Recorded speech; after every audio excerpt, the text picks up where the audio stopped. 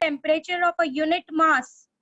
It is the amount of heat required to raise the temperature of a unit mass by 1 degree Celsius or 1 Kelvin. Okay. Then we know that there are two types of specific heats. One is at constant pressure and the another one is at constant volume. So this Mayer's relation gives the relation between Cp and Cv. Okay.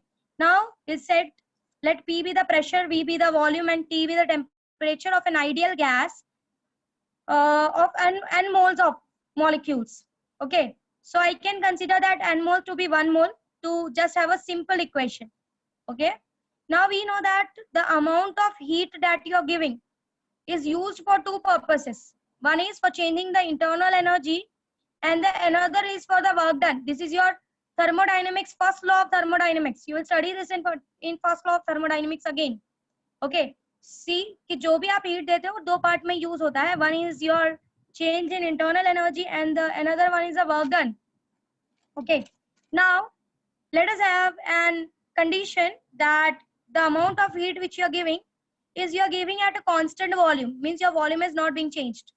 Okay. And your work done is related to change in volume. It is PdV, where P is the pressure and dV is the change in volume. Okay. So if there is no change in volume, this term becomes zero, and whatever heat you are giving, that will be used for change in internal energy only. Okay. So that let that heat be dQ1, which you are giving at constant volume. dQ1 is equals to du is equals to Cv. Cv is the molar specific heat. Molar specific heat का मतलब क्या है? It is the amount of heat required to raise the temperature of 1 mole of a substance by 1 degree Celsius or 1 Kelvin. Okay. So your dQ1 is equals to du is equals to Cv dt. The Cv is the molar specific heat and dt is the change in the temperature. Okay. Now let's take in another condition where you are giving the heat at constant pressure. Now the pressure is constant. Okay. So the amount of heat that you are giving is dQ2. See, keep it in mind that when we are doing these experiments, we have kept our temperature to be constant. Temperature to be constant means temperature to be same, not constant.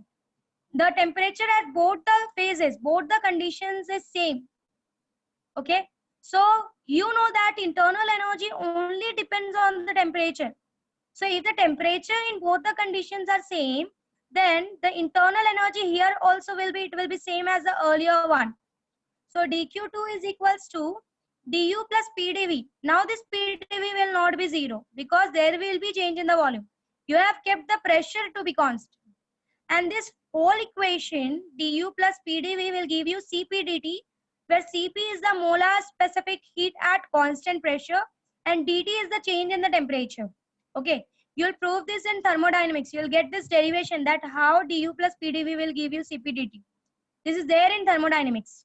Okay, now what we are going to do, let's take those two equations. dQ1 is equals to du is equals to Cv dt. dQ2 is equals to du plus PdV, that is equals to Cp dt. Now what we are going to do, we are going to substitute this du as Cv dt in this equation.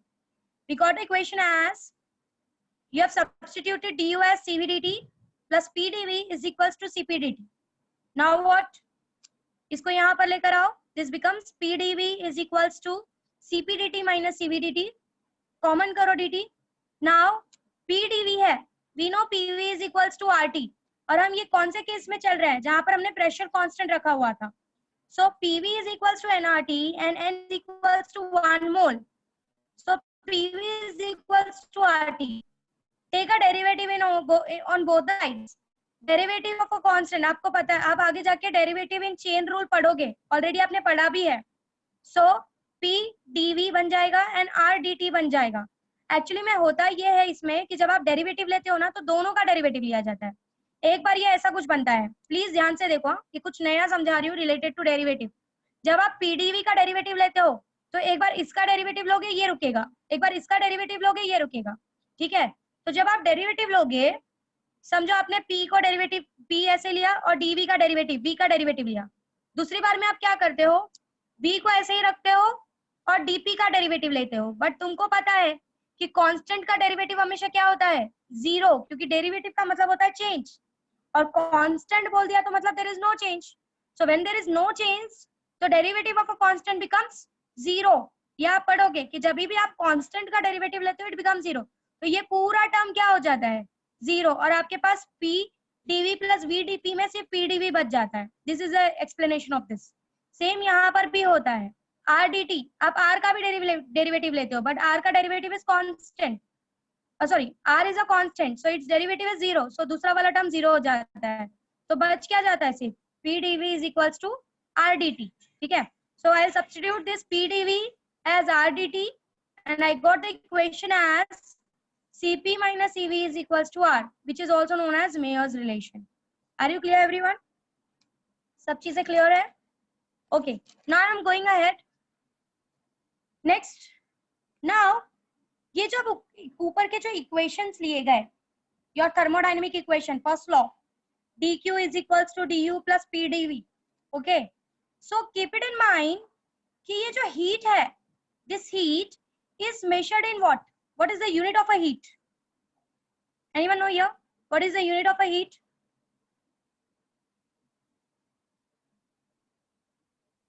What is the unit of a heat? Heat is mostly measured in what? No, heat is mostly measured in calories. आपका heat जो होता है mostly calories में major किया जाता है. Okay, आपका जो ये du है ना, एनर्जी, ये जूल्स में मेजर किया जाता है. एग्जैक्टली. ओके, सो यहाँ पर हमने क्या एज्यूम किया कि let's neglect that part, but in general आप उसको निग्लेक्ट नहीं कर सकते. सो आपको क्या करना पड़ेगा, आपको सारे इक्वेशंस को, यहाँ पे आपका मोस्टली जो वर्क डन और आपका जो ये होता है क्या बोलते हैं हीट, ये मोस्टली कैलोरीज में मेजर किया जाता है. ओके, और ये जो du है एनर्जी, इसको जूल्स में मेजर किया जाता है. तो क्या करते हैं यहाँ पे, हम क्या करेंगे कि हम सबको कैलोरीज में कन्वर्ट कर लेंगे. सो पूरे पार्ट को कैलोरीज में कन्वर्ट करने के लिए आप क्या करोगे, आप जूल से डिवाइड कर दोगे. जूल से डिवाइड करने के बाद ये जो आपका लास्ट का इक्वेशन है, ये इक्वेशन कुछ ऐसा बन जाएगा, Cp minus Cv is equals to R by J, where this J is the mechanical equivalent of heat. ये जो J है, this J is the joules, this is mechanical equivalent of heat. ये सारी चीजें आपने केमिस्ट्री में पढ़ी हुई है. This is not something new I am explaining you. ठीक है, so for converting all the part into calories, I am dividing this equation, this R by J, this is the general equation, where this J is the mechanical equivalent of heat. Now I am going ahead to the next step. मैंने इसको एक general के Cp minus Cv is equals to R by J, ये इसलिए convert कर रहे हैं so that all the equations must be in calories. What's J? J is mechanical equivalent of heat. आप calories को joules, आप joules को calories में convert कर रहे हो. What is the relation between joules and calories? कोई बता सकता है? What is the relation between joules and calorie? क्या relation है? Anyone here? You have already done these things in chemistry. 1 joule equals to 4.18 cal. Is it correct?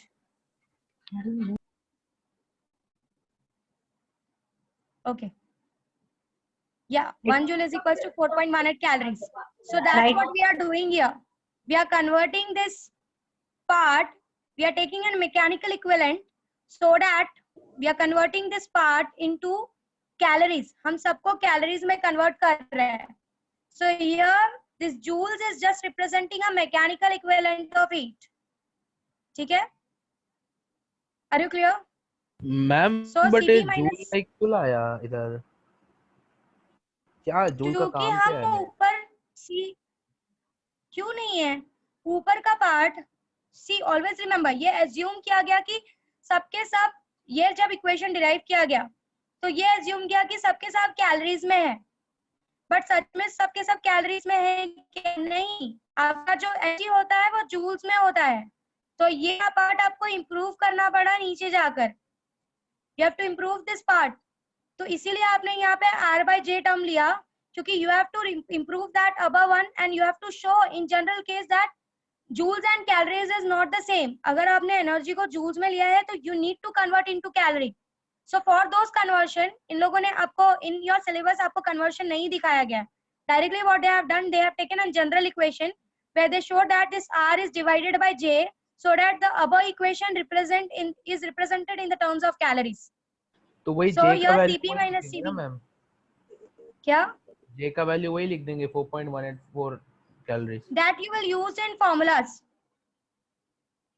That you will use in your sums. वो तुम करोगे in sums. This is in general part. Okay. So Cp minus Cv is equals to R/J, where J is the mechanical equivalent of heat. Now next, we'll go to the new topic, which is principal specific heat, which is represented by Sp and Sv. This is principal specific heat at constant pressure, and this is principal specific heat at constant volume. अब मुझे तुम बताओ कि principal specific heat और molar specific heat में difference क्या है? Amla, please explain what is the difference between principal specific heat and molar specific heat?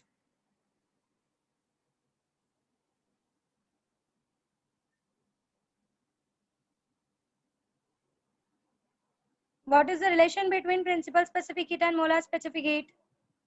11th standard इतने बड़े वेकेशन में आपने रिवाइज नहीं किया बिल्कुल भी. Okay. Molar specific heat is for moles and principal specific heat is for the mass in kgs. यही difference है. यहाँ पे हम मोल्स के टर्म में बात करते हैं और यहाँ पे हम मास के टर्म में बात करते हैं. So here its derivation simply becomes it is the amount of heat required to raise the temperature of a gas of mass 1 kg by 1 degree Celsius. Means here when you talk about the principal specific heat, you talk in the terms of masses. Okay. So now we'll take a relation between the two. Cp is equals to m naught times Sp and Cv is equals to m naught times Sv, where m naught is the molar mass. क्योंकि हमने Cp और Cv 1 मोल के लिए लिया था, but अब हम यहाँ पे मास इंट्रोड्यूस कर रहे हैं.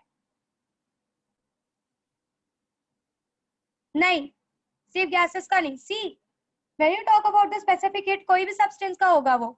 It's not about only gas. You can use for any of the states. Since I am taking a gas part, इसलिए मैंने gas introduce किया. Okay. So Cp is equals to m naught times Sp and Cv is equals to m naught times Sv. Cp is the molar specific heat, m naught is the molar mass. Sp is the principal specific heat at constant pressure, of course. Cv is the molar specific heat at constant volume. M naught is the molar mass and Sv is the principal specific heat at constant volume. These equations you have already studied in your 11th standard. You already आपने 11th standard में पढ़ा हुआ है. तो आप 11th standard के heat chapter में जाके इसको वापस से revise कर सकते हो. So I'm not repeating it. Okay. एक और बात, ये जो mechanical equivalent मैंने निकाला है ना, ये R/J, इसका एक्सप्लेनेशन मुझे तुम दोगे. You are going to explain me this. इसका एक्सप्लेनेशन मैं कल तुमसे लूंगी. उसके बाद मैं देखूंगी कि तुमने 11th स्टैंडर्ड में कितना केमिस्ट्री पढ़ा है और कितना तुमको समझा है. Keep it in mind. This is N homework for you that why I did this. उसके बाद आई विल एक्सप्लेन यू, क्योंकि मुझे पता है बहुत लोगों ने नहीं पूछा पर ये बहुत लोगों को नहीं समझा है. So I want this explanation from you. तुम निकालो इसको खोज के और मुझे कल आंसर चाहिए कि why I did this, why I divided is R/J. I don't want derivation from net. मुझे derivation नहीं चाहिए, मुझे आता है derivation. मुझे जानना है कि why I did this R/J. ये J क्यों इंट्रोड्यूस किया. ये 11th में है.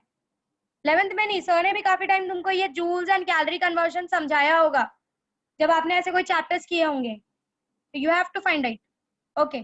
So Cp is equals to m naught Sp and Cv is equals to m naught Sv. Okay. So next we'll go ahead. Next what? Now we'll write these terms in the terms of SP and SV. SP और SV के term में हम ऊपर का Mayer's relation लिखेंगे. Okay? So here, wait for a while.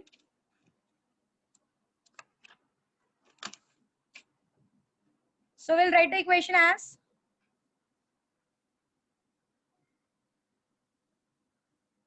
Cp minus Cv is equals to R था. We'll substitute in the terms of principal specific heat now. M naught Sp minus N naught Sv is equals to R. So M naught common karo. Sp minus Sv, sorry, R by J, of course. I'm taking in the terms of calories now. M naught Sp minus Sv is equals to R by J. M naught नीचे भेज दो. You get the equation as Sp minus Sv is equals to R by J M naught. This is in the terms of principal molar specific heat. मतलब sorry, principal specific heat. अगर आपको derivation बोल रहा है कि derive it for principal specific heat, आपको यहाँ तक लेकर जाना है. अगर आपको बोला कि मोलार स्पेसिफिक हीट तक समझाओ तो आपको सिर्फ यहीं पर स्टॉप करना है. समझा? Are you clear? ये relation you will get in 11th standard. आपके 11th स्टैंडर्ड में इसका रिलेशन दिया हुआ है with explanation. So you can see from there. I'm not ले लेना चाहिए था इन 11th स्टैंडर्ड के टॉपिक्स का. ओके, बट स्टिल कल रिवाइज करो. ये रिलेशन तुम मुझे समझाओगे. अगर नहीं समझा पाओगे या ये तुमको नहीं समझा रिवाइज करके तो मैं अगेन इसको समझा दूंगी. Not a big deal. Hello but ma'am. First I want you to try. Ma'am आपने क्या बोला बोलो. कि अगर ये दिया रहेगा तो यहाँ तक एक्सप्लेन करने का, वो नहीं, वर्ड नहीं सुना मैं. मतलब अगर उन्होंने बोला कि मोलार स्पेसिफिक हीट समझाओ, मतलब मोलार स्पेसिफिक हीट का रिलेशन समझाओ, तो आपको यहीं पे स्टॉप करना है डेरिवेशन. बट अगर उन्होंने बोला कि प्रिंसिपल स्पेसिफिक हीट का रिलेशन समझाओ बाय मेयर्स रिलेशन, तो आपको यहाँ पे स्टॉप करना है. प्रिंसिपल और ये मोलार. हाँ, this one is molar and this one is principal. हाँ, और सिर्फ बोला कि मेयर्स रिलेशन करो तो आपको ये लास्ट तक एक्सप्लेन करना है. समझा? Are you clear? This is where your Mayer's relation get over. Is there a doubt anyone? सिर्फ ये पार्ट छोड़ के ये पार्ट को पूछना, क्योंकि ये पार्ट तुम समझाओगे मुझे. उसके बाद अगर तुम नहीं समझा पाए तो I'll go for it. Anyone here who is having doubt in any step, please ask. Akanksha, mathematical steps clear हुए सारे? हाँ मिस. यूनिट क्या हुआ unit? Kshetragya, please unmute yourself and ask. Hello. हाँ बोलो. सो एसपी माइनस एसवी का unit क्या होगा? What is SP minus SV? होगा क्या? अगर आप मास माइनस मास करते हो 2 kg माइनस 3 kg, तो आंसर इज 1 kg, करेक्ट? हाँ. तो जो आपका प्रिंसिपल स्पेसिफिक हीट का यूनिट है वही आपका एसपी माइनस एसवी का भी यूनिट होगा. That's all. ओके. या anything else? Can I go ahead then? Okay, now the next topic that we are going to discuss about is monoatomic gases and their degree of freedoms. ये already हमने discuss किया है. सानिका, क्या doubt है? Please unmute करो और पूछो. Sanika झनके. Miss आपने इसमें आप ऑडिबल नहीं हो सानिका. Hello miss. हाँ बोलो. हाँ, आपने ना इसमें प्रेशर कांस्टेंट में dq2 equals to de plus dw equals to cp dt दिया है. हाँ,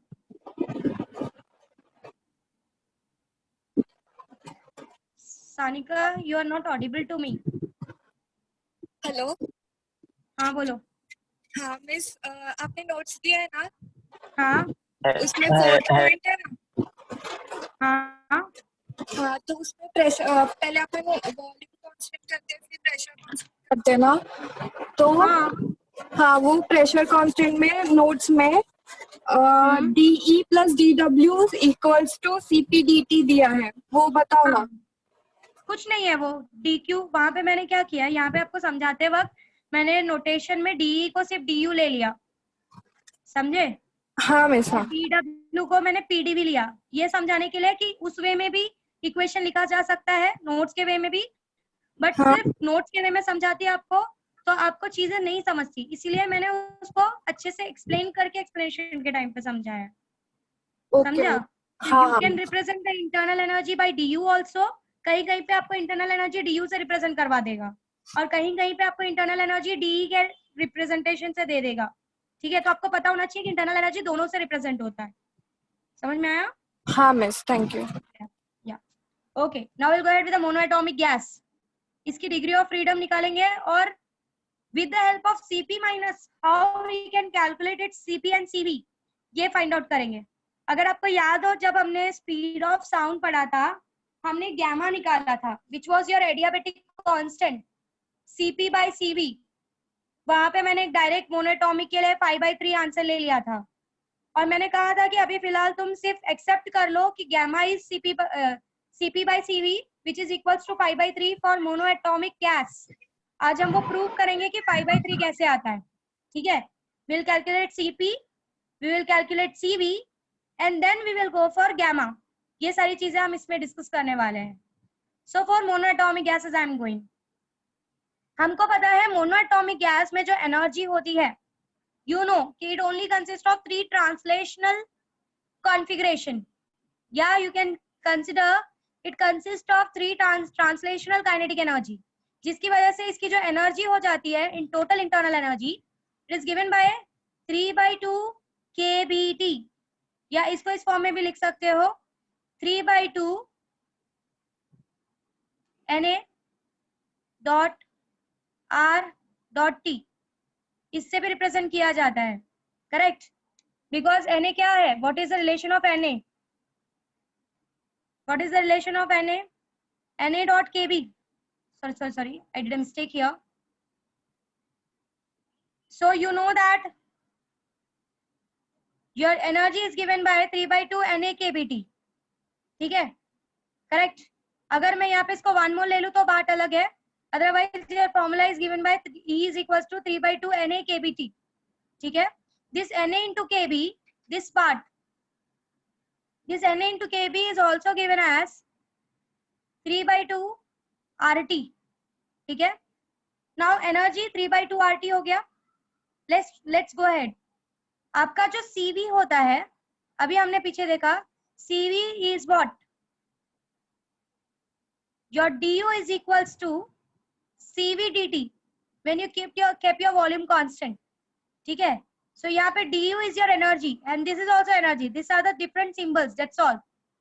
dt को यहाँ लाते हैं, DU by dt is equals to CV, मतलब अगर आप एनर्जी का डेरिवेटिव निकालो विथ रिस्पेक्ट टू टेम्परेचर तो आपका CV मिल जाएगा, करेक्ट है? If you take the derivative of energy with respect to temperature you get the value of CV, ठीक है? Now next will take a derivative of this, ठीक है? So here you can also write this E as U, आप U से भी represent कर सकते हो, आप E से भी रिप्रेजेंट कर सकते हो। So when you take a derivative of this, ये सारी चीजें मल्टीप्लीकेशन में है तो 3/2 R तो बाहर आ जाएगा, अंदर डेरिवेटिव किसका आएगा, DU by dt is equals to 3/2 R dt by dt, derivative of temperature with respect to dt ले रहे हैं which is 1, so you get DU by dt is equals to 3/2 of R, और DU by dt क्या होता है हमारा, CV, means here your CV is 3/2 of R। समझा? ये कोई स्टेप नहीं समझा हो तो प्लीज आस्क, कोई स्टेप नहीं समझा हो तो please ask.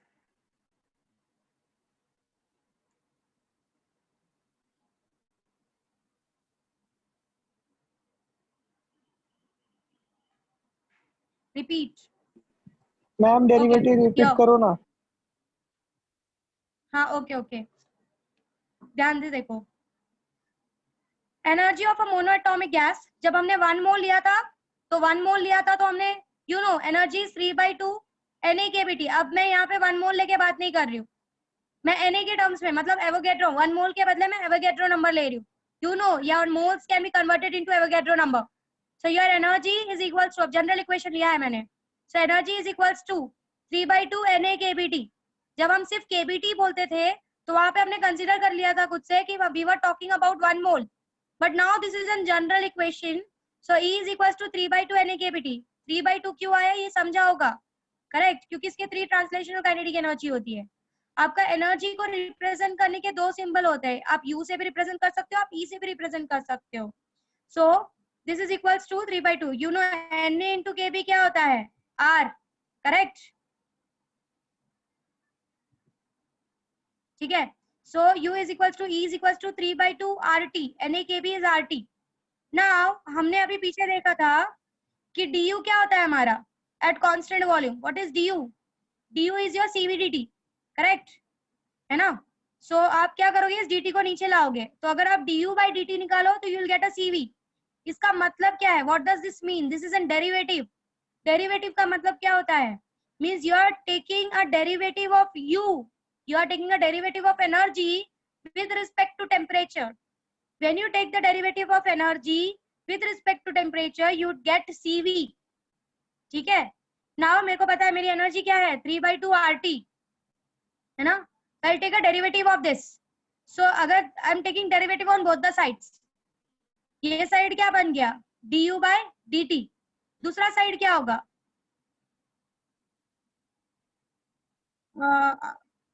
Om, please unmute yourself and ask. Ma'am ये derivative of energy with respect to temperature नहीं, derivative of energy with respect to derivative of temperature आएगा.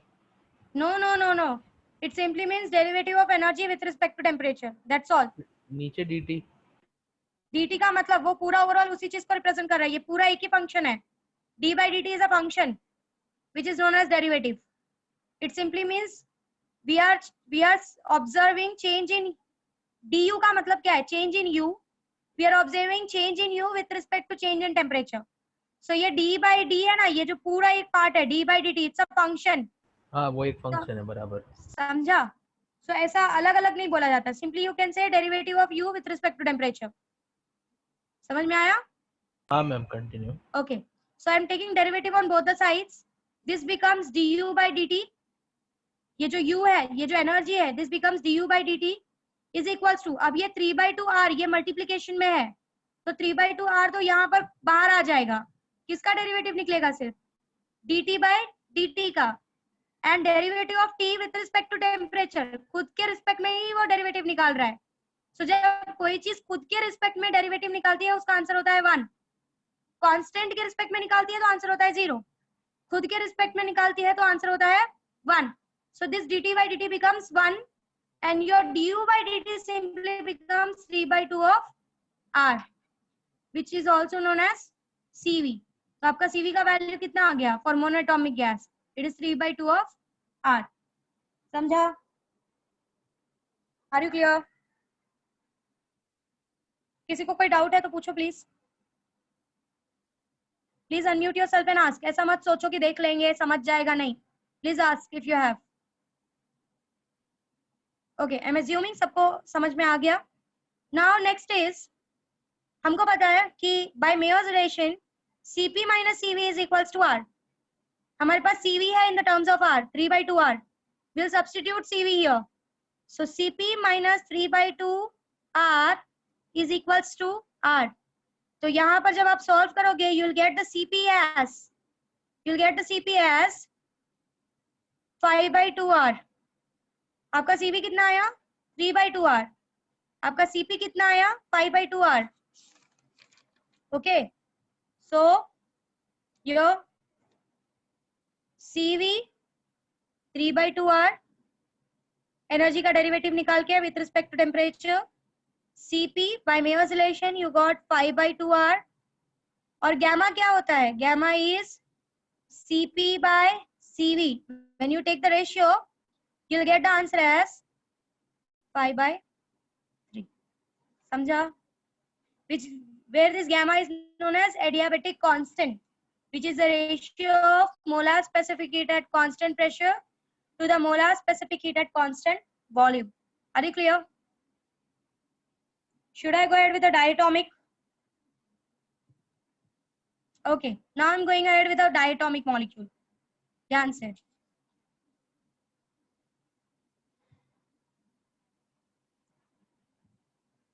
Diatomic में the first case I'll take for rigid molecules. अगर याद हो rigid में हमने vibration consider नहीं किया था, correct?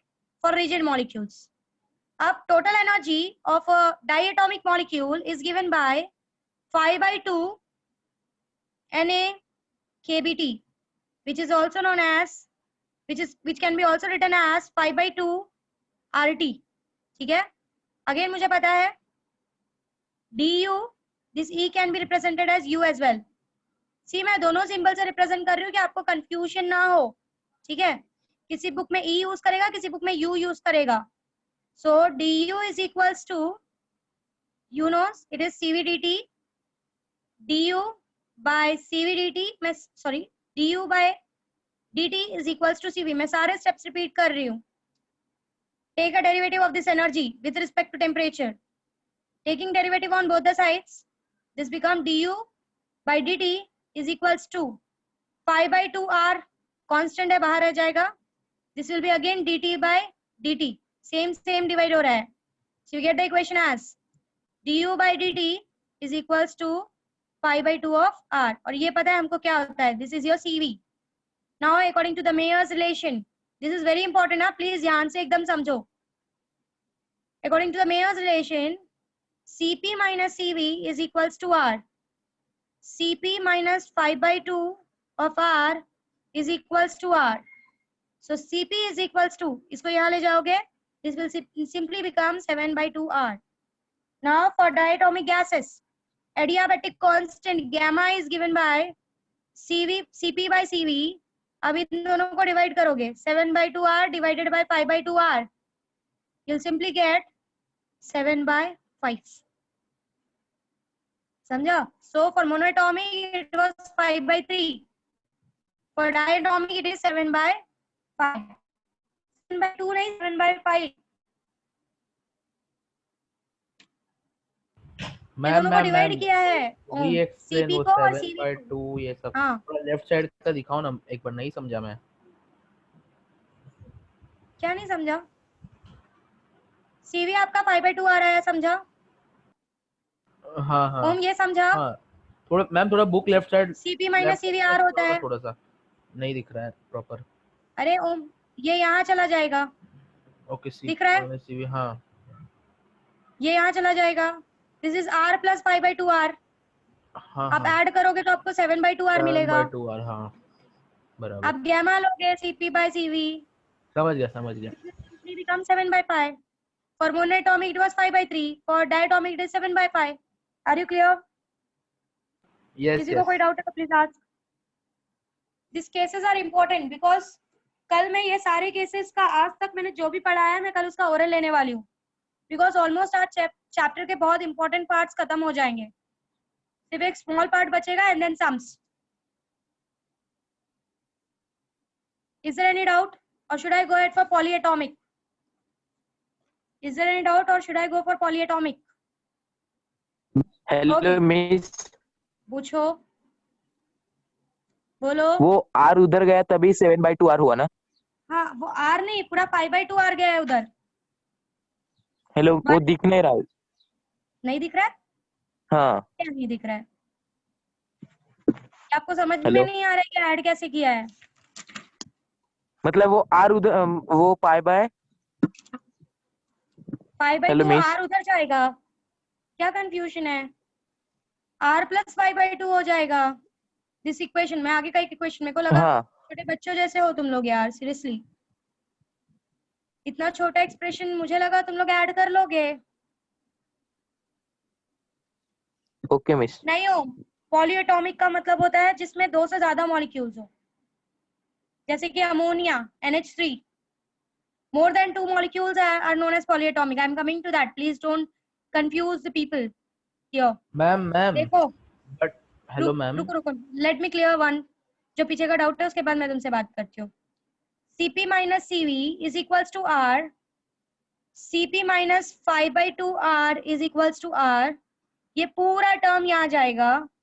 Cp is equals to R plus 5/2R. अब इसको सॉल्व करो। Cp is ये, अब तुमको इनका डिनोमिनेटर सेम नहीं है, मल्टीप्लाई एंड डिवाइड बाय 2। छोटी छोटी चीजें समझा रही हूँ, बच्चे हो तुम लोग। 5/2R, अब डिनोमिनेटर सेम हो गया, अब तुम ऐड कर नहीं सकते मिस, हो। समझा समझा। हाँ तो अब समझेगा ना, अब तो समझा दिया। समझा? ठीक है, अच्छा हुआ, बहुत लोगों को शायद नहीं समझा होगा। हाँ नहीं रहता।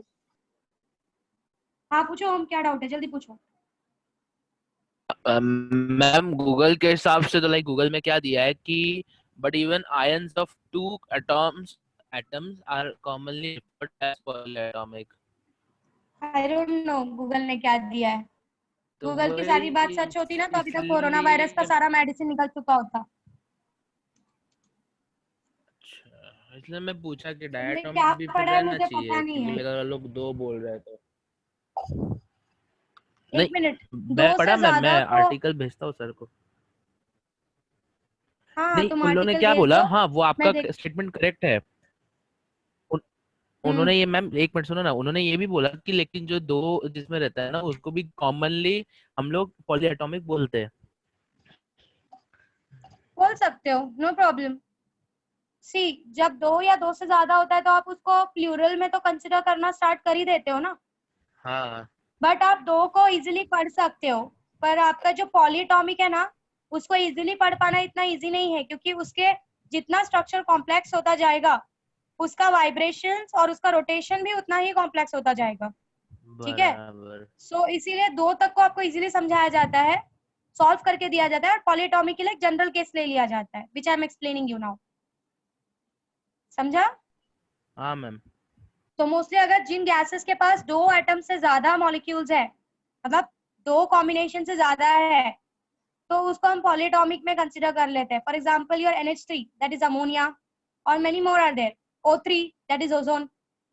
ठीक है, so ऐसे बहुत सारे हैं। Should I go ahead with the polyatomic now? Now we'll go ahead with the polyatomic. ध्यान से देखो। Now when I talk about the polyatomic gases, of course उसके जो डिग्री ऑफ फ्रीडम है उसका वाइब्रेशंस पूरी तरीके से उसके स्ट्रक्चर पे डिपेंड करता है, दैट इज उसका geometrical structure. But will simply discuss about NH3। मैं mostly at the end of this lecture आपको कुछ शॉर्टकट्स दूंगी रिगार्डिंग या डिग्री ऑफ फ्रीडम। आप चाहिए तो कहीं नोटबुक में लिख के ले लेना। एनीवेज जब आपका एंट्रेंस का एक लेक्चर होगा रिगार्डिंग दिस तो वो सारे शॉर्टकट्स आपको वो टाइम पे दिए जाएंगे, बट अगर पहले से पता होगा तो it will be easy for you. वैसे तो तुम ऐसे बिहेव नहीं करते कि एंट्रेंस के टाइम पे कि तुम्हें कुछ पता है, बट स्टिल ठीक है। Will discuss about ammonia, that is a polyatomic gas NH3। ठीक है, when I discuss about this ammonia, of course in ammonia there is 1 nitrogen and 3 hydrogen gases. Okay, 1 nitrogen gas and 3 hydrogen gas. अब पहला जो ये perform करेगा, of course there will be a translational motion of this whole molecules का atoms along the 3 axis. मतलब 3 translational तो होने ही वाला है। पूरा एक NH3 का मॉलिक्यूल x एक्सिस पे जा सकता है, y एक्सिस पे जा सकता है, z एक्सिस पे जा सकता है। ठीक है, let's draw this. I don't exactly know the structure of this ammonia. ठीक है, मोस्टली जहां तक मुझे पता है इट्स इन 3D स्ट्रक्चर, ऐसा कुछ बनता है। Okay, so I don't know exactly कि इसका परफेक्ट सिंबल है या नहीं, बट मोस्टली जहां तक मुझे पता है it forms like this. So translational में ऑफ कोर्स 3 तो बनेगा, that is along x axis, along y axis and along z axis. हाँ स्ट्रक्चर कंफर्म रहते हैं, but you know it's related to chemistry, so I don't exactly remember, but जहां तक मैं हूं दे डू नॉट चेंज। मुझे जहां तक पता है it is this structure, but still I need to see, मुझे देखना पड़ेगा। ओके, बट अगर चाहिए तो मैं कल तुमको इसका एग्जैक्ट स्ट्रक्चर बता दूंगी। सो ऑफ कोर्स ट्रांसलेशनल 3 तो परफॉर्म करने वाला है अमोनिया। ठीक है, नाउ वाइब्रेशनल और रोटेशनल जरा ध्यान से समझ के लो। अब वाइब्रेशनल में होता क्या है, first will talk about rotational. Rotational में क्या होता है, कि ये जो लीनियर मॉलिक्यूल्स है ना, दिस लीनियर मॉलिक्यूल्स, ये लीनियर मॉलिक्यूल्स अगर समझो मैंने इसको एक एक्स एक्सिस के अलोंग फिक्स कर दिया, I fix this bond along x axis, फिर से ये डायटोमिक जैसा समझने की कोशिश करो। अगर मैंने किसी एक एक्स एक्सिस के अलोंग इसको फिक्स कर दिया, तो जिस एक्सिस के अलोंग मैंने इसको फिक्स किया है उस एक्सिस के अलोंग तो रोटेशन होगा नहीं। शायद तुमने मोमेंट ऑफ इनर्शिया पढ़ लिया होगा रोटेशनल मोशन में, कि जिस एक्सिस पे अगर कोई चीज एक्सिस पे है तो उसका मोमेंट ऑफ इनर्शिया बिकम 0, तो वहां पे रोटेशनल नहीं होता। तो ये जो लीनियर मॉलिक्यूल्स है, linear means in a straight line, ये मॉलिक्यूल क्या करेगा, ये पर्टिकुलर एक मॉलिक्यूल किसी भी दो एक्सिस के अलोंग घूमेगा, दैट इज जिस पे आपने फिक्स किया है उसको छोड़ के बाकी के दो एक्सिस के along it can rotate in this fashion, या it can rotate in a 3D बाहर की तरफ, या तो ऊपर नीचे ये परफॉर्म करे या तो हॉरिजॉन्टल परफॉर्म करे। बट ये रोटेशन के टाइम पे अलोंग दिस रोटेशन, अगर ये जो लीनियर मॉलिक्यूल्स है ये दो एक्सिस के अलोंग रोटेशन करेंगे, बट सारे मॉलिक्यूल्स एक दूसरे से कनेक्टेड है, ठीक है। तो जैसे ही ये रोटेशन करेंगे ये सारे मॉलिक्यूल्स भी रोटेट करना स्टार्ट कर देंगे, मींस इनके ये लीनियर मॉलिक्यूल्स के दो ही रोटेशन होंगे, एक तो अलोंग z एक्सिस, एक अलोंग y एक्सिस, अगर मैंने इसको x एक्सिस के अलोंग फिक्स किया तो, ठीक है। बट ये पूरे जो बाकी के पॉलीएटॉमिक मॉलिक्यूल्स के एटम्स है इनका भी रोटेशन होगा, और इनका जो रोटेशन होगा, इनका रोटेशन अगर ओवरऑल देखोगे, पूरे एक मॉलिक्यूल का रोटेशन देखोगे, तो they can rotate in 3 mutually perpendicular axis. ये जो बाकी के है जो लीनियरली नहीं है, इसके एक रोटेशन की वजह से बाकी के भी जो है वो भी क्या करेंगे, एक रोटेशनल मोशन परफॉर्म करेंगे, और इनका रोटेशनल मोशन 3 एक्सिस के अलोंग होगा, मींस इट कैन रोटेट, क्योंकि अब ये 3D स्ट्रक्चर है, अब ये सिंगल स्ट्रक्चर नहीं है कि एक्स एक्सिस के अलोंग रोटेशन नहीं होगा, ये पूरा एक 3D स्ट्रक्चर है। 3D स्ट्रक्चर है तो ये 3 डायमेंशंस में रोटेट होगा पूरा एक मॉलिक्यूल। ये लीनियर मॉलिक्यूल से 2 ही एक्सिस के अलोंग रोटेट हो सकते हैं, बट ये जो पूरा 3D स्ट्रक्चर है ये 3 म्यूचुअली परपेंडिकुलर एक्सिस के अलोंग रोटेट होगा। तो instead of going this linear molecules, हम ये सारे के सारे ओवरऑल एक सिंगल मॉलिक्यूल का स्ट्रक्चर का रोटेशन देखेंगे, and what we will observe that in polyatomic molecules like ammonia, they can perform a rotational motion in 3 mutually perpendicular axis। वो 3 mutually perpendicular axis के अलोंग रोटेट हो सकते हैं। देख, अगर मैं पूरे मॉलिक्यूल को x एक्सिस के अलोंग भी रोटेट कर सकती हूँ, मैं पूरे मॉलिक्यूल को y एक्सिस के अलोंग भी रोटेट कर सकती हूँ, और मैं पूरे मॉलिक्यूल को z एक्सिस के अलोंग भी रोटेट कर सकती हूँ। तो अगर पूरे मॉलिक्यूल का देखा जाए तो पूरा का पूरा मॉलिक्यूल 3 म्यूचुअली परपेंडिकुलर एक्सिस के अलोंग रोटेट हो सकता है, that is along x axis, y axis and z axis. Are you clear with the statement जो मैंने अभी बोला? तुम इमेजिन कर पा रहे हो मैं क्या बोल रही हूँ? Are you able to imagine कि क्यों लीनियर मॉलिक्यूल से 2 ही एक्सिस के अलोंग रोटेट होते हैं, वेयरएज जो 3D मॉलिक्यूल्स है, ओवरऑल मॉलिक्यूल्स, वो मॉलिक्यूल अगर मैं ये 2 के बारे में डिस्कस करूँ तो ये 2 ही एक्सिस के अलोंग रोटेट हो सकते हैं, या तो y एक्सिस या तो z एक्सिस। जिस एक्सिस पे आपने इसको फिक्स किया है उस एक्सिस के अलोंग इसका रोटेशन नहीं होगा। बट अगर मैं पूरा 3D मॉलिक्यूल कंसीडर करूं तो पूरा 3D मॉलिक्यूल x एक्सिस के अलोंग भी रोटेट हो सकता है, y के अलोंग भी रोटेट हो सकता है, और z के अलोंग भी रोटेट हो सकता है। मतलब it can move in z axis, it can move in y axis and it can move in x axis, all the 3। Are you clear what I am trying to say? Is there anyone who is having doubt in this? Om, are you clear? हाँ ma'am, like imagine कर पा रहा मैं क्या बोल रही हूँ? हाँ, एक छोटा सा लाइक शॉर्ट एक्सप्लेनेशन दो ना एक बार। एक मिनट, ये पेन का ये देखो ढक्कन, इट्स अ 3D स्ट्रक्चर। ये पेन का जो ढक्कन है ये 3D स्ट्रक्चर है ना? तो अगर मैं पूरा 3D स्ट्रक्चर देखूं तो it can rotate along z axis, correct? It can rotate along y axis, correct? And it can also rotate along x axis, बराबर है? अगर डायटोमिक मॉलिक्यूल, बहुत छोटा मॉलिक्यूल कंसीडर करो, लीनियर मॉलिक्यूल, बोलो ओम। ओम, नेग्लिजिबल है ना x एक्सिस पे? ये तो तब ना जब मैं सिर्फ एक बहुत छोटा लीनियर मॉलिक्यूल कंसीडर करूं। अगर मैं एक 3D मॉलिक्यूल पूरा कंसीडर करूं तो पूरा का पूरा रोटेट होगा ना ओम। स्फेरिकल बॉल कंसीडर करो, हाँ, बड़ा मॉलिक्यूल, क्योंकि NH3 बनने के बाद तो बहुत छोटा तो नहीं रहेगा वो, उसका एक स्ट्रक्चर बन रहा है हाँ पूरा, समझ में आ रहा बराबर, है? सिर्फ यही वाला बॉन्ड अगर कंसीडर करूं तो इसका जिस रोटेशन 3 एक्सिस हो में तुम जाएगा। फिक्स करोगे उसका वहां पर रोटेशन नहीं होगा। कहाँ पर रोटेशन होगा उसका? जेड एक्सिस और वाई एक्सिस के अलॉन्ग, वाई एक्सिस। करेक्ट है? अगर मैं इसको मैम एक्स एक्सिस पे इधर फिक्स करूं, क्यों, लेकिन अभी बोलो आपने बोला एक्स एक्सिस पे भी कंसीडर करूं, आप लोगी ना लाइक। वो कब? जब मैं पूरे मॉलिक्यूल्स का एक साथ देखूंगी। अच्छा ओके। तो सिर्फ जब आप लीनियर के बारे में डिस्कस करोगे तो वो दो ही एक्सिस के अलॉन्ग घूम सकता है, बट जैसे ही ये घूमेगा बाकी के भी तो एक रोटेशनल परफॉर्म करेंगे। और हाँ बाकी के जो है, when you consider this 3D structure, when you consider the other atoms of polyatomic molecules, what you will have observed that they can rotate in all the directions. They can rotate in x-axis, y-axis, z-axis. हाँ Are you understanding what I'm trying to say? बराबर। हाँ like एक नहीं। Molecule को 3 molecule जुड़े है, okay.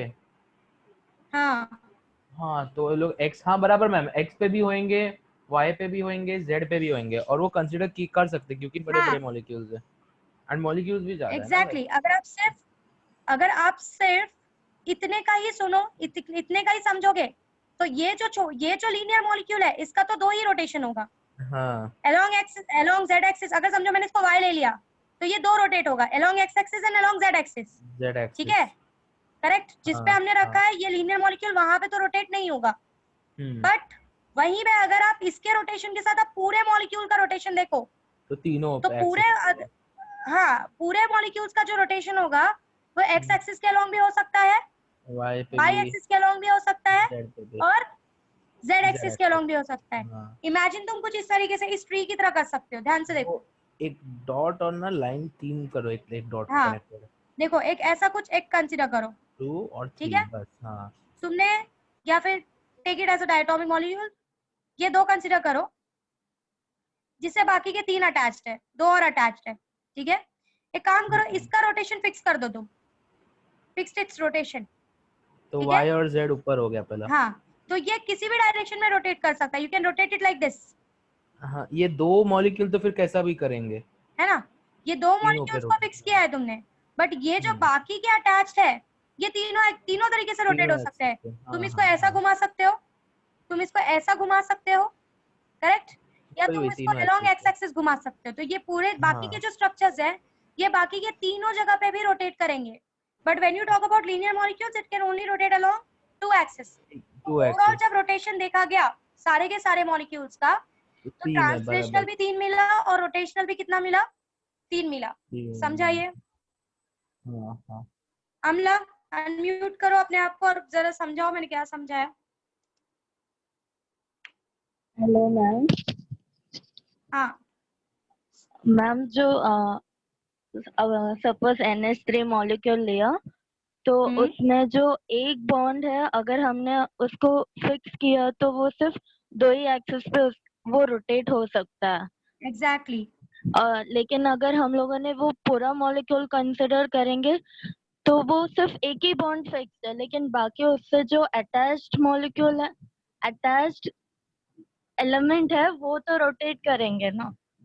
हाँ so they can rotate along three of the axis, हाँ, x axis, y axis and z axis, axis. because it is forming a 3D structure. Now it is no more a two-dimensional structure. हाँ, Okay, so are you clear everyone what I'm trying to say? So if you go for polyatomic molecules like NH3, translational you get 3, rotational you get 3. Now about the vibrational. See again this vibrational is a complex type. ये vibrational भी complex हो जाता है। मैंने जैसे कि बोला था कि जैसे जैसे स्ट्रक्चर्स कॉम्प्लेक्स होते हैं इनका डिग्री ऑफ फ्रीडम फाइंड करना भी उतना ही कॉम्प्लेक्स होता जाता है।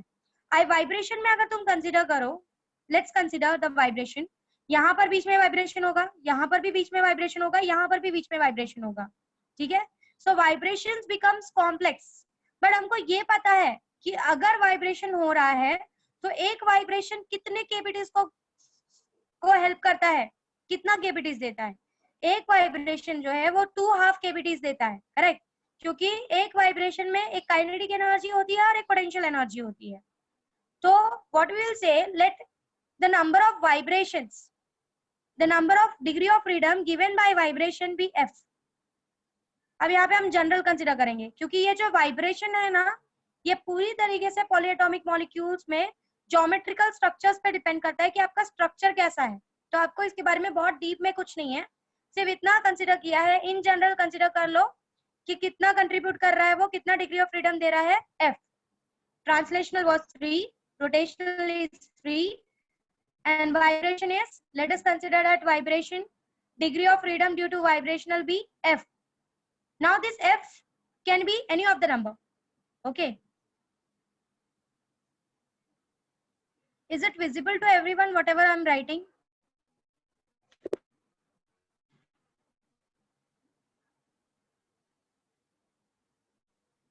Is it visible to everyone whatever I'm writing? Amen.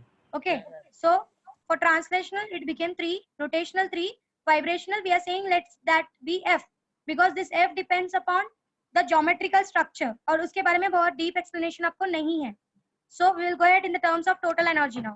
The total energy is given by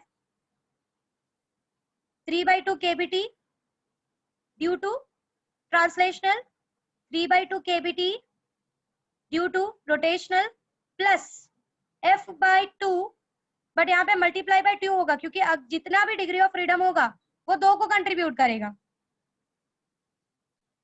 vibrational 3 कहाँ लिया है? वाइब्रेशनल 3 कहाँ लिया है? ओ मैम उधर लिखा था 3 इसलिए मेरे को लगा. कहाँ पर लिखा है? ट्रांसलेशनल 3, रोटेशनल 3, वाइब्रेशनल F लिया है मैंने क्योंकि वाइब्रेशनल का स्ट्रक्चर पे डिपेंड करता है. ठीक है. सो मुझे पता है कि जो भी वाइब्रेशनल होगा वो एक वाइब्रेशनल 2 डिग्री ऑफ फ्रीडम को कंट्रीब्यूट करेगा. ठीक है. So I am just multiplying that by 2. So it is F into 2/2 kBT. Are you clear? एक degree of freedom will contribute to 2. समझ में आ रहा है? एक वाइब्रेशन का कंपोनेंट 2 डिग्री ऑफ फ्रीडम को कंट्रीब्यूट करता है, इसलिए F into 2 लिया है. So F into 2/2 kBT. अब if you write a general equation, your general equation becomes 3/2 kBT plus 3/2 kBT is 6/2 kBT. That is 3 kBT. 3 kBT plus this 2 or let it be 2F/2 kBT. This 2 got cancelled. This equation becomes 3 kBT plus F kBT. And kBT common करोगे तो this is 3 plus F the whole kBT. So you got the E as 3 plus F kBT. Hope you are clear. Please ask if you have doubt till here. अगर यहाँ तक clear है तो ही आगे बढ़ूंगी. आरी explain क्या हुआ? Please unmute yourself and ask. Ma'am थोड़ा सा री एक्सप्लेन कर दो ना F/2 से. ठीक है. यहाँ पे देखो ट्रांसलेशनल 3 होगा, रोटेशनल ओवरऑल पॉलीएटॉमिक मॉलिक्यूल्स का 3 होगा. मैंने समझा दिया कैसे. सिर्फ 2 किसका होता है? 2 जब मॉलिक्यूल्स लीनियर हो मतलब एक पर्टिकुलर स्ट्रेट लाइन में 2 मॉलिक्यूल्स अटैच्ड है तो इन मॉलिक्यूल्स का डिग्री ऑफ फ्रीडम इज 2. अगर कभी सम में बोल दिया कि we are in polyatomic we are talking about linear molecule, तो कीप इट इन माइंड कि if they are talking about linear molecule, अगर वो पूरे मॉलिक्यूल्स की बात नहीं कर रहे, सिर्फ लीनियर मॉलिक्यूल की बात कर रहे हैं, तो keep it in mind linear molecule का degree of freedom is 2. Okay.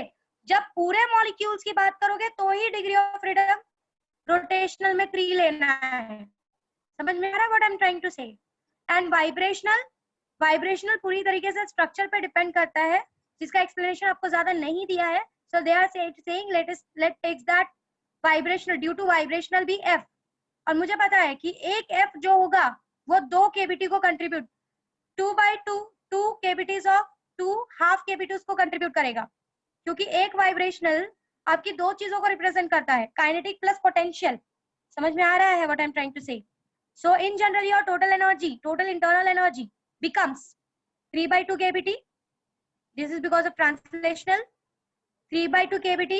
This is because of rotational. Let's take an example कि अगर linear molecules का से पूछा होता तो क्या बोलते हैं? 3/2 kBT plus 2/2 kBT. समझ में आ रहा है? But now we are talking about polyatomic, इसलिए यहाँ पे 3/2 kBT लिया है due to rotational. Okay. And the last is due to vibrational. अगर F नंबर ऑफ है तो एफ में हर एक एफ क्या करेगा, 2 हाफ केविटीज देगा, एक ड्यू टू काइनेटिक और एक due to potential. So f into 2/2 केविटी। समझ में आ रहा है? ये 2 क्यों लिया, मल्टीप्लाई बाय 2 क्यों किया, क्योंकि एक single F 2 degree of freedom को कंट्रीब्यूट करता है। ठीक है, सो 2/2 cavity, 1 is ma'am 1 half ma'am cavity. बोलो।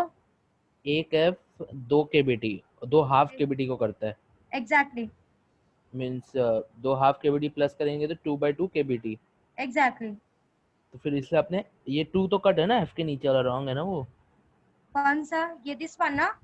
एफ के नीचे, हाँ हाँ हाँ, तो फिर एफ इंटू 2/2 केबीटी लिया है इसीलिए। Exactly. Okay, So 3/2 kBt plus 3/2 kBt will be 6/2 kBt, which is again 3 kBt. ठीक है, this 2 got cancelled. You got f kBt. So your equation becomes for E 3 kBt plus f kBt, which is known as which can be written as, अगर kBt common कर दो तो it will simply becomes E is equals to 3 plus f kBt. Are you clear? अगर अब इसको in general लिखा जाए for all the molecules, it will be 3 plus f Na kBt. ठीक है, and this simply can be written as E is equals to U is equals to 3 plus f Na into kb is R, RT. Again CV निकालते हैं। Na is an Avogadro number, overall molecules के बारे में discuss कर रहे हैं, सारे molecules. यहाँ पे हमने 1 मोल के लिए डिस्कस किया था, तो यहाँ पे हमने हटा दिया था। अब मैं Na के टर्म्स में 1 मोल को ले रही हूँ। 1 मोल में Na नंबर ऑफ मॉलिक्यूल्स होते हैं ना, तो अब मैं ओवरऑल ले रही हूँ। ठीक है, so here E is equals to Na into kb is R, E is equals to U is equals to 3 plus f RT, Na into kb is R. So next we know Cv is equals to du by dt. अब इसका derivative लोगे, 3 plus f will be some number, of course it will be some constant again. ठीक है, for a certain molecule, एक fix molecule लोगे तो f की value constant हो जाएगी। So 3 plus fr is a constant, so dt by dt is 1, so you get the Cv value as 3 plus f. Okay, now according to Mayer's relation, Cp minus Cv is equals to R. When you will substitute Cv here, you will get the Cp as 4 plus f R. Now calculate the gamma. Gamma is equals to Cp by Cv, that is equals to 4 plus f by 3 plus f. That's all. Are you clear? No ma'am. क्या हो गया? Ma'am थोड़ा सा Definitely. Like नहीं समझा। E is equals to U, उधर यही first step से ये मैंने वो हो गया। समझाया है हूँ, वो मोनोएटॉमिक समझा। डायटोमिक के लिए अब सेकंड स्टेप से मैम डेरिवेटिव लिया, ये तो पूरा कांस्टेंट पार्ट है, तो डेरिवेटिव सिर्फ किसका आएगा, dt by dt, 1 which becomes 1, तो बच क्या जाएगा सिर्फ 3 plus f 3 plus R. f into R। R, correct. हाँ वही R अब का of course Cv is equals to 3 plus f R, यहाँ से आप Cp निकालोगे Mayer's relation से, gamma is Cp by Cv, so R got cancelled, 4 plus f by 3 plus f, that's all. Are you clear? Are you clear with monatomic, diatomic आपने and polyatomic? Cv का value substitute किया ना ma'am? हाँ, तो फिर 4 क्यों लिखा है, 3 आना चाहिए ना। ओम तुम लोग क्यों इतना हर छोटा छोटा स्टेप पे क्यों ऐसे, इफ यू बिहेव ना you will not go for something. तुम लोग सिंपल, एक मिनट ओम, तो यहाँ पे Cv डालेगा, Cv is 3 plus f into R, correct? हाँ अब वो मैम। Cv यहाँ का वहाँ, यहाँ पे वो सारा इक्वेशन जाएगा और वो R के साथ ऐड होगा ना। अच्छा हाँ मैम, सॉरी वो R के वजह से ही हो रहा है, सॉरी। व्हाट इज दिस, इतना सिंपल स्टेप्स आई थॉट, इसलिए मैंने जंप आउट किया कि मुझे लगा एक सिंपल एडिशन तो बताने की जरूरत नहीं है, इसलिए मैंने ऐड करके नहीं बताया। ऑफ कोर्स तुम्हारा जो 3R होगा Cv का, वो FR के साथ तो ऐड नहीं होगा, ये R जो है वो FR के साथ तो ऐड नहीं होगा, क्योंकि F तो आपको पता ही नहीं है, तो सिंपली वो नंबर है, तो किसके साथ ऐड होगा, नंबर के साथ। सो r plus 3r will become 4r, और ये fr वैसे का वैसे ही पड़ा है, तो 4 प्लस एफ आर कॉमन कर दिया, 4r प्लस fr से r कॉमन किया, it simply becomes 4 plus f the whole r, that's all.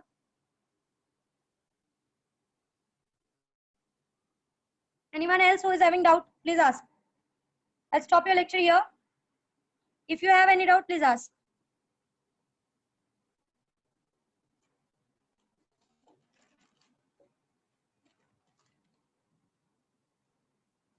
किसी को कोई डाउट नहीं? सृष्टि?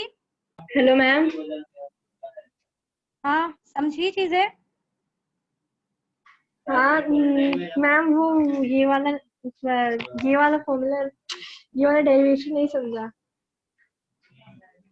क्या नहीं समझे डेरिवेशन में? क्या नहीं समझा? हाँ। और तुम वेट क्यों कर रहे थे फिर मेरे पूरा नहीं सब नहीं खत्म मैम, करने मैं का? देख रही थी मैम, मैं देख रही थी, वो आपने अभी ओम को बोला ना, वही देख रही थी। वो 4 प्लस एफ इंटू आर। ये समझा? 4 प्लस एफ इंटू आर ऊपर का 3u वहां तक समझा, उसके बाद क्या किया नहीं समझा। कौन सा? ये समझा? ये स्टेप आपको क्लियर है? हाँ। du by dt लिया, ये पूरा टर्म कांस्टेंट है, dt by dt हो गया, dt by dt इज 1, तो आपका cv का वैल्यू, du by dt का वैल्यू क्या आया? Bracket of 3 plus F into R. ये समझा? Yes ma'am. सृष्टि? हाँ मैम। ये समझा? हाँ हाँ cp minus cv is equal to r होता है। हाँ। cv आपका क्या होगा? cv आप यहाँ पे सब्स्टिट्यूट करोगे, मैं वो रिलेशन ही सॉल्व करके दिखाती हूँ, देखो। cp minus cv is equal to r, cp minus cv की जगह पे क्या आएगा? 3 plus F into r is equal to r, ये पूरा टर्म यहाँ भेज रही हूँ, cp is equal to r plus 3 plus F into r, correct है?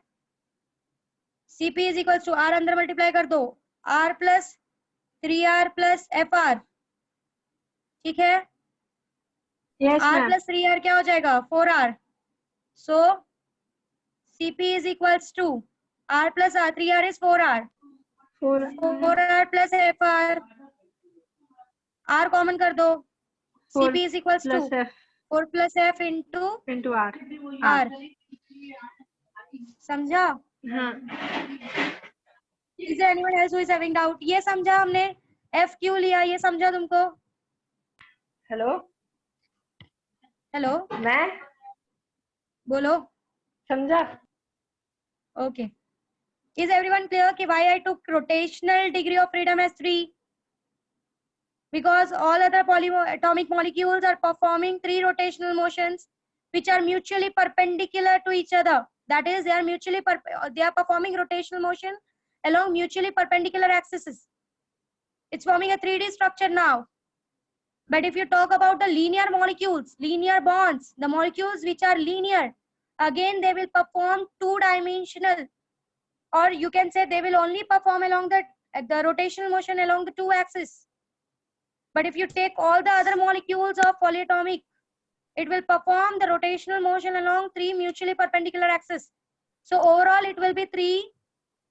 Of course, 3/2 kBT is a contribution of your rotational kinetic energy along the 3 axes. Each kinetic energy, each rotational kinetic energy will contribute half kBT. So here we are taking 3 rotational energy. That's why we are taking here 3/2 kBT. Means each of them is contributing half of kBT to the total internal energy. Hope you are clear now. No one? क्योंकि ये सारे derivation कल आप मुझे explain करने वाले हो, monoatomic, diatomic, polyatomic, ये तीनों आप एक्सप्लेन करोगे।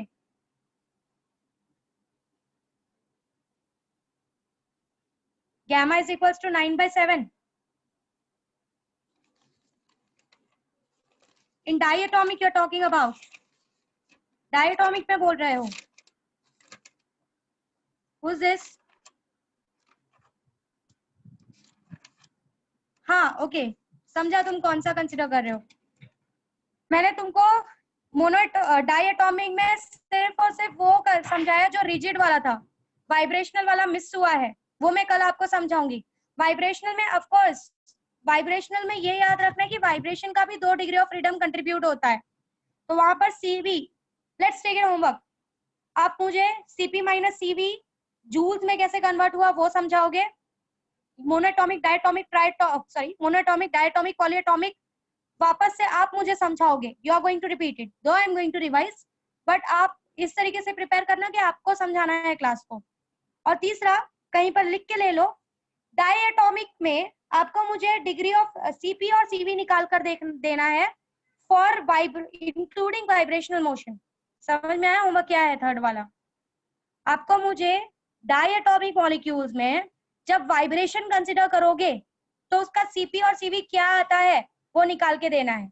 मैंने रिजिड के लिए आपको समझाया है, आप वाइब्रेशनल के लिए मुझे समझाओगे कि अगर वाइब्रेशन भी कंट्रीब्यूट हुआ तो क्या होगा। तुमको पता है energy is 5, your energy will is your 5/2 kBT। If अगर आप वाइब्रेशनल कंसिडर नहीं करते तो वाइब्रेशनल कंसिडर करोगे तो 2 और ऐड हो जाएगा, so it will be 7/2 kBT total energy for diatomic. मुझे सीपी और सीवी वाइब्रेशनल का निकाल कर दोगे। कोई और है जिसको कोई डाउट है तो please ask. Homework for you, monoatomic diatomic polyatomic. हाँ पीडीएफ दूंगी Chetan, always I give. Om अभी नहीं, because already lecture is extended, there is next lecture of mine, so I need to go for that. Ma'am PDF जल्दी भेज दो। I'll clear your out of your doubts, out of your topic tomorrow. कल के लिए भी थोड़ा रख लो। Homework for you, monoatomic diatomic polyatomic, ये तीनों आपको प्रिपेयर करके रखना है कल के लिए, सो दैट इस तरीके से याद हो कि आप मुझे उसका ओरल आंसर कर सको। ठीक है?